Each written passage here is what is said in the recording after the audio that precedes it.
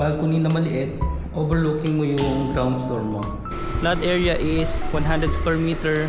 The total gross floor area is 82.6. So complete finish na rin siya. Pagpasok mo sa bahay, so yung una mong mapapansin talaga is yung double high ceiling. Ito pa ditong lanay.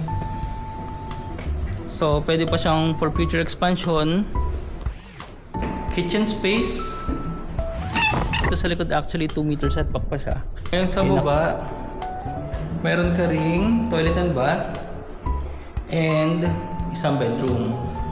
Ayan, living and dining area. So ginagawa ng ibang mga client, kitchen space, tinatagal nila, lalagyan nila sa likod para you have more space dito sa baba.